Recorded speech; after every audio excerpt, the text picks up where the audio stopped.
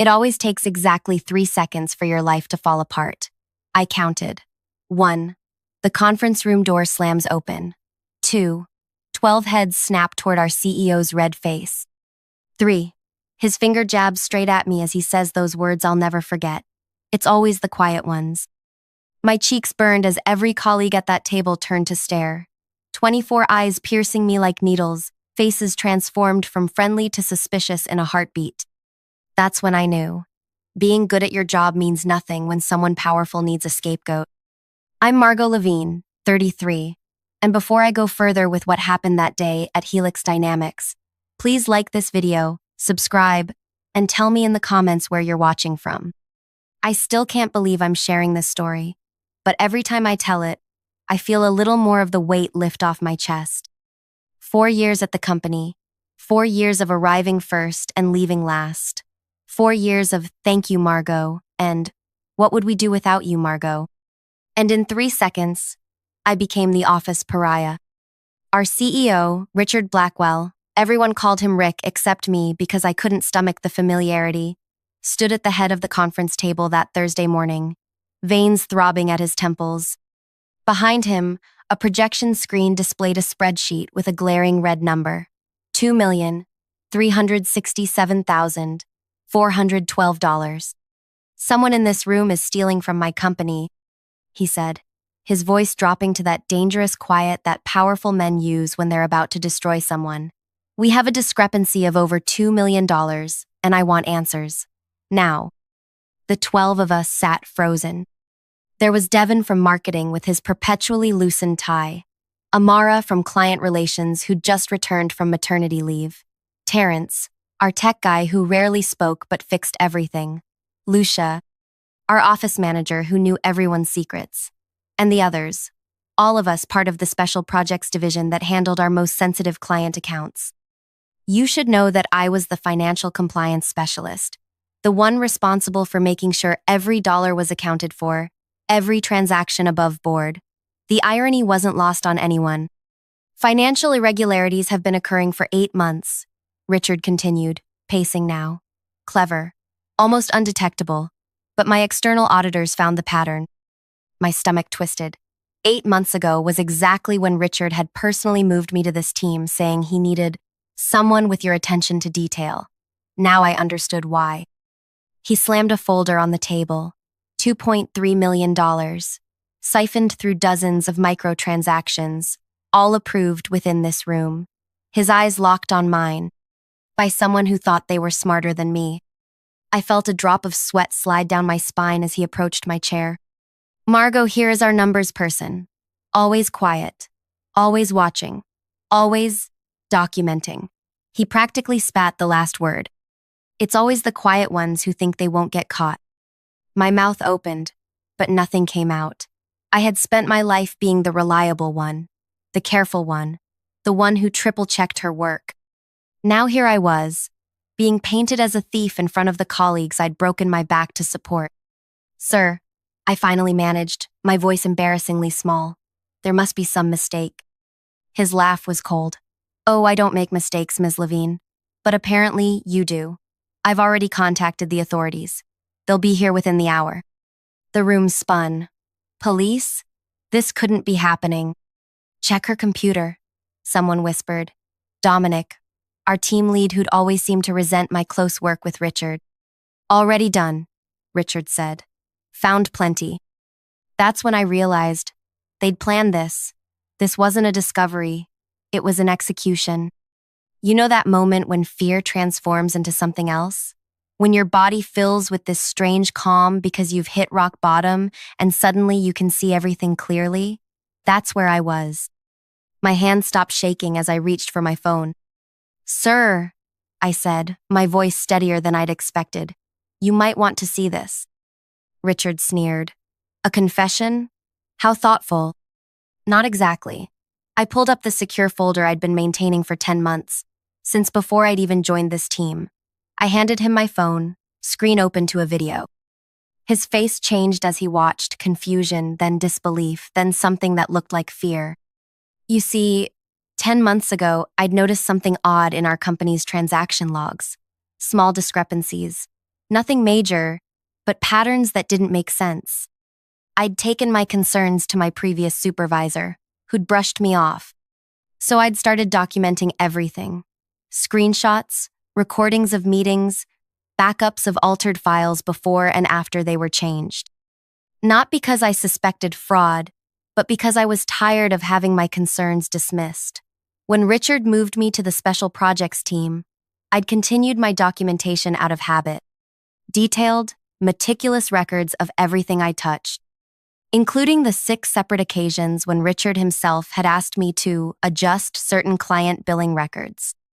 Each time he'd explained it away, fixing an accounting error, balancing the books, client relations issues. Each time, I'd done as instructed while quietly backing up the original data. I hadn't realized what I was documenting until 3 weeks ago, when the pattern finally became clear. By then, I had 10 months of evidence showing exactly how 2.3 million had disappeared, and exactly whose instructions had made it happen. "You recorded our private meetings?" Richard whispered, his face ashen. "One-party consent state," I replied. "And I have much more than recordings." The room had gone deadly silent, everyone watching this power shift, this impossible moment. "These are confidential business matters," he said, voice rising. "You've violated company policy." "Interesting, that's your concern right now," I said, finding courage I never knew I had. "Not the fraudulent transactions or the fact that you were about to have me arrested for your crimes." He straightened his tie, switching tactics. "Everyone out, except Margot." No one moved. "Now!" he shouted. Dominic stood first. "I think we should stay." His eyes met mine with something new. Respect, maybe, or just the basic human decency that comes from witnessing someone nearly destroyed. Richard's phone buzzed. He glanced down and blanched. "This meeting is over. We'll discuss this privately, Margot." "No," I said, surprising even myself. "We won't." For years, I'd been the office doormat, the reliable one who stayed late, fixed others' mistakes, and never complained. The one whose weekend plans could always be sacrificed for an emergency. The quiet one. "Everything in that folder has already been backed up to 3 secure locations," I continued, "including my lawyer's office. You have 20 minutes until the actual authorities arrive, the ones I called this morning." Richard's face twisted with rage. "You stupid bye." "Don't," Lucia interrupted sharply. "She has enough to bury you already." The next 20 minutes were a blur.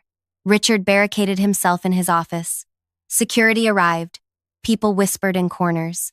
I sat alone at the conference table, shaking so hard I had to grip the armrests. I'd done everything by the book my entire life. Never jaywalked. Filed my taxes early. Kept receipts for office supplies. And somehow, I'd ended up here, having to choose between going to prison for someone else's crimes or fighting back against the most powerful person I knew. When the FBI agents walked in, yes, actual FBI, turns out Richard's creative accounting crossed state lines, I handed them my phone and 10 months of meticulously organized evidence. "You've been documenting this for how long?" asked the female agent, scrolling through my files with raised eyebrows. "Since I first noticed something wrong," I said. Nobody would listen. She looked at me with something like pity. "They're listening now." As they led Richard out, no handcuffs, just a humiliating escort through the office he'd ruled like a kingdom, he locked eyes with me one last time. "You'll regret this," he said quietly, only for me to hear. "Nobody will hire a whistleblower." Maybe he was right. Maybe I'd just torched my career to save myself.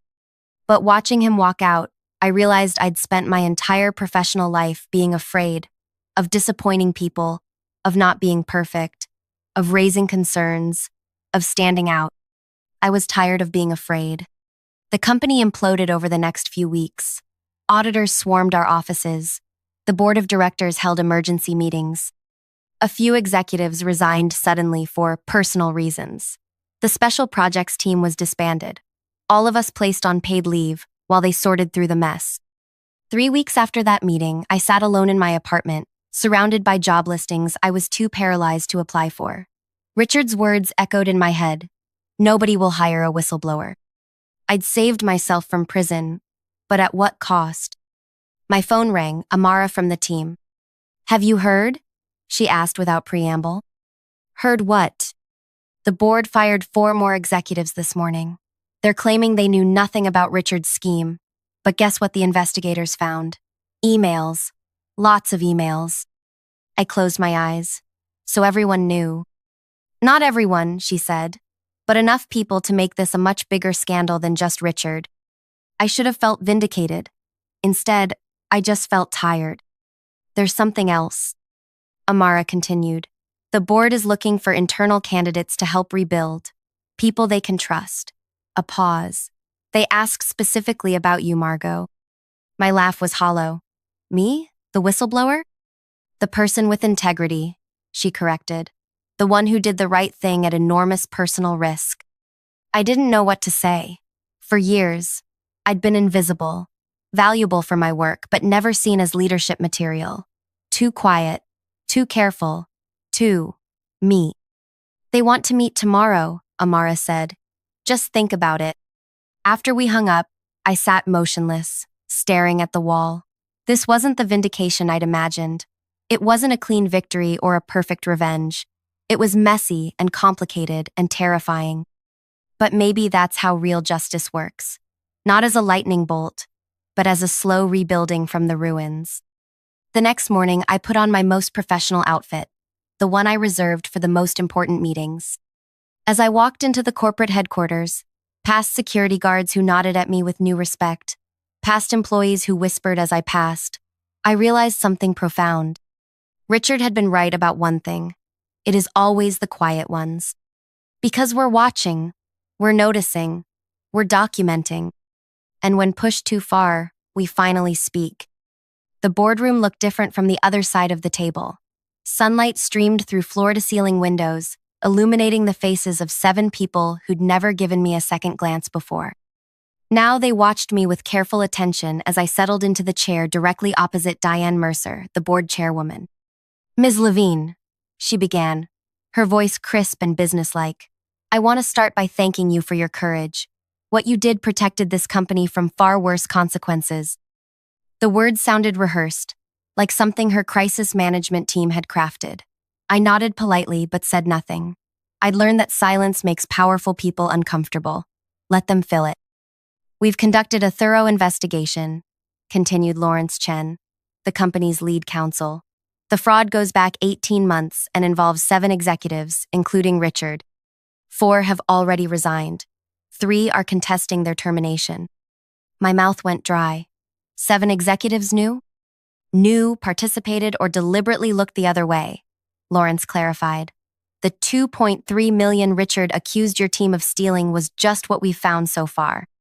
I thought about my former teammates, 11 people who'd been under suspicion, whose reputations had been questioned. What happens to my team?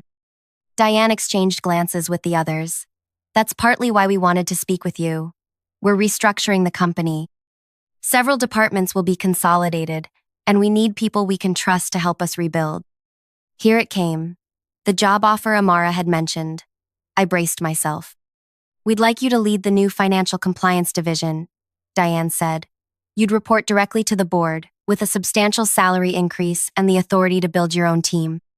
My heart raced. This was beyond anything I'd expected. A director-level position, multiple steps above my previous role. The kind of job that would normally require an MBA and 15 years of experience. The kind of job no one would have ever considered me for a month ago. Why me? I asked. Not fishing for compliments, but genuinely needing to understand.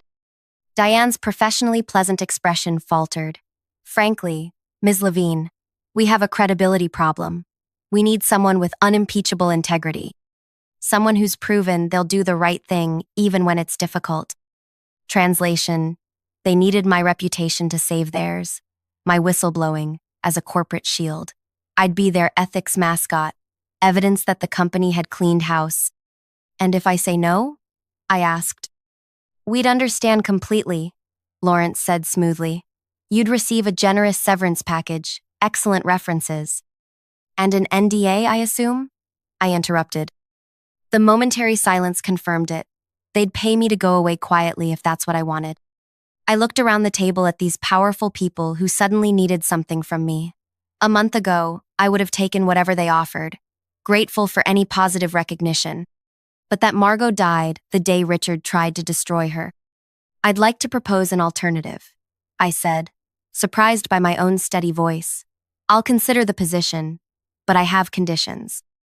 The air in the room shifted, eyebrows raised. This wasn't in their script. We're open to discussion, Diane said cautiously. First, my entire team gets cleared publicly. A company-wide email stating they've been exonerated, plus bonuses for the stress they've endured. Lawrence scribbled notes.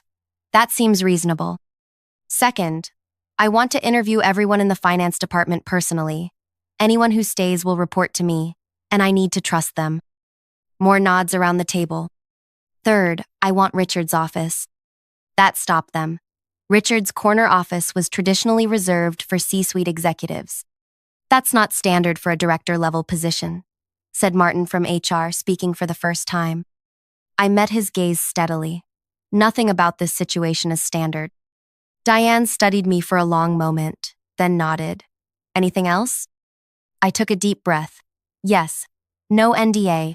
I won't publicly disparage the company if you act in good faith, but I won't sign away my right to speak. The temperature in the room dropped 10 degrees. That's highly unusual, Lawrence began. So is being falsely accused of embezzlement by your CEO? I countered. I didn't ask for any of this. But now that we're here, I need to know I'm walking into something better, not just different. Diane dismissed everyone except herself and Lawrence. For 45 minutes, we negotiated terms. By the time I left that boardroom, I had everything I'd asked for in writing, and something even more valuable: respect. The next day, when I walked into Richard's former office, and the office now, I felt a complex wave of emotions. Triumph, yes, but also sadness for what it had cost to get here. I ran my fingers along the expensive desk where he'd once sat plotting my downfall, and thought about power, how it changes people, how it can corrupt, how desperately I didn't want that to happen to me. A knock at the door interrupted my thoughts. Lucia stood there, holding a small plant. Office warming gift, she said, placing it on my desk. Hard to kill, even for people who forget to water it. Like your career, apparently. I laughed, my first genuine laugh in weeks. Have you heard from the others? I asked. Everyone's been called in for meetings today. There are rumors about reorganization, about you. She trailed off, studying my face. So it's true? You're running things now? A department, not the company, I clarified. And I'd like you to be my second in command. Her eyes widened. Me? I'm office management, not finance. You're organized, perceptive, and most importantly, you stood up for me that day when it would have been easier not to. I said, I need people I can trust. Over the next week, I met with each member of our former team, plus dozens of others from finance and accounting. I hired Terrence to build custom security protocols for our new department, brought in Amara to handle external communications. Even Dominic, who'd initially suggested checking my computer, showed enough remorse and competence to earn a place on the new team. Only Devin declined my offer. I'm sorry, Margot, but this place is tainted for me now, he said. I've accepted a position elsewhere. I respected his decision. Not everyone wants to rebuild from ruins. The work was harder than anything I'd done before. 16-hour days became normal. We found more financial irregularities as we dug deeper. Richard's scheme had tentacles throughout the company. Each discovery felt like vindication, but also reminded me how close I'd come to taking the fall for it all. 3 months into my new role, I received a text from an unknown number. You think you've won? Enjoy it while it lasts. I knew immediately who it was from. My hands shook as I showed the message to Lawrence. We'll handle this, he assured me. Richard's under investigation by 3 different agencies. This will only make things worse for him. But that night, alone in my apartment, I couldn't shake my fear. Richard had been powerful and connected. What if he still had allies in the company? What if this was just the beginning of his retaliation? I barely slept, jumping at every sound. The next morning, I arrived at work with dark circles under my eyes, flinching when my phone buzzed with a new message. It wasn't Richard this time, but a news alert. Former Helix Dynamics CEO Richard Blackwell arrested on multiple fraud charges. The article included his mugshot, unshaven, hollow-eyed, nothing like the intimidating figure who'd once pointed his finger at me in accusation. The FBI had found evidence of similar schemes at his 2 previous companies. This wasn't his first fraud, just the first time he'd been caught. That evening, as I was leaving the office, I ran into Diane in the elevator. "I assume you've seen the news," she said. I nodded. "The prosecutors called. They want you to testify." My stomach clenched. The thought of facing Richard in court, of having to relive that humiliating meeting, made me physically ill. "Do I have a choice?" I asked. "Legally? Yes. Practically." She left the sentence unfinished. We both knew the reality. If I refused to testify, it would undermine everything I'd fought for. The preliminary hearing was scheduled for a Tuesday morning in early December. I spent the night before rehearsing my testimony with Lawrence, preparing for every possible question. "Just tell the truth," he advised. "That's all you need to do." But walking into that courtroom the next day felt like walking into battle. My carefully chosen outfit, a charcoal gray suit, nothing flashy, felt like armor, my organized folder of notes, a shield. And then Richard was there, sitting beside his attorney, wearing a suit that hung loosely on his frame. He'd lost weight. When he turned and saw me, his expression shifted from blank to venomous so quickly it made me flinch. I expected to feel afraid. Instead, I felt nothing. This man had no power over me anymore. When I took the stand, my voice didn't shake. I answered each question clearly, referring to my documentation when needed. I described the transactions, the pattern of fraud, how Richard had positioned me to take the blame. Richard's attorney tried to paint me as an ambitious employee who'd turned on her boss to advance her career. "Isn't it convenient that you're now in a director-level position after accusing Mr. Blackwell?" "There was nothing convenient about any of this," I replied. "I lost friends. I still have anxiety attacks.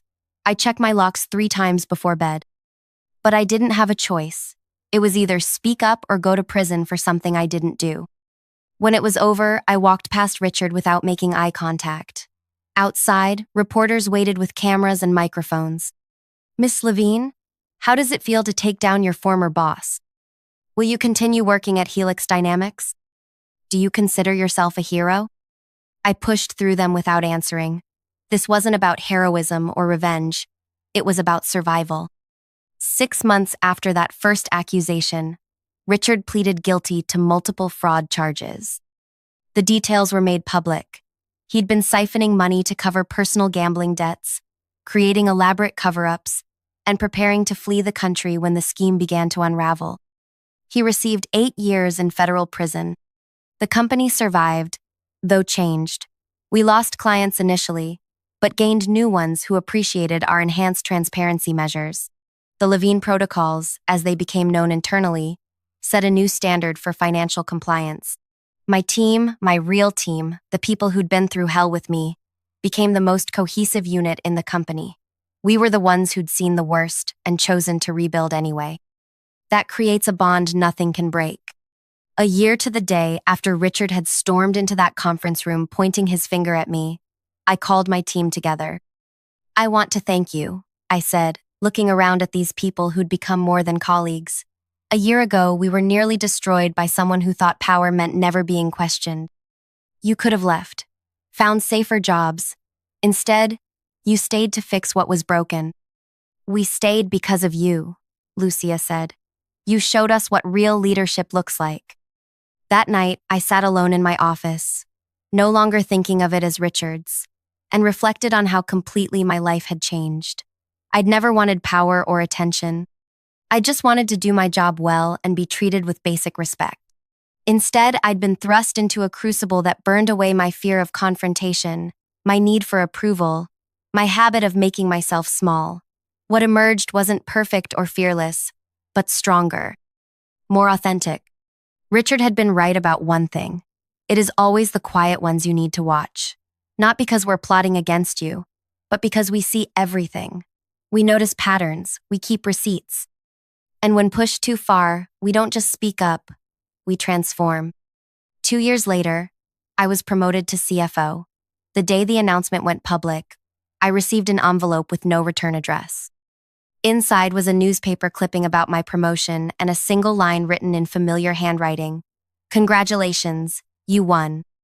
I didn't respond. Some victories don't need acknowledgement. Sometimes, living well really is the best revenge. Is my story unique? Maybe not. Corporate fraud happens every day. Whistleblowers face retaliation. Power corrupts. Systems protect themselves. What's unique is that I survived to tell it, that I found my voice when it mattered most, that I learned the difference between being quiet and being silenced. So if you're watching this and something in my story resonates, if you're the quiet one, the careful one, the one who notices things others miss, know this. Your attention to detail isn't overthinking. Your caution isn't weakness. Your documentation isn't paranoia. It might just save you someday. And if you're the Richard in someone's story, the one using your power to crush those beneath you, believing your position makes you untouchable, know this too. The quiet ones are watching, always watching. Have you ever been in a situation where you had to stand up to someone more powerful than you? What gave you the courage to speak up? Or if you stayed silent, what held you back? I'd love to hear your stories in the comments. And if this resonated with you, please subscribe. There's power in our shared experiences, in knowing we're not alone in these moments that test who we really are. Because ultimately, that's what my story is about. Not fraud or corporate politics or even revenge. It's about that moment when you have to decide who you are, when everything is on the line. When the comfortable mask of who you've been is ripped away, and you discover who you've always been beneath it. Sometimes it takes nearly being destroyed to find out how powerful you really are.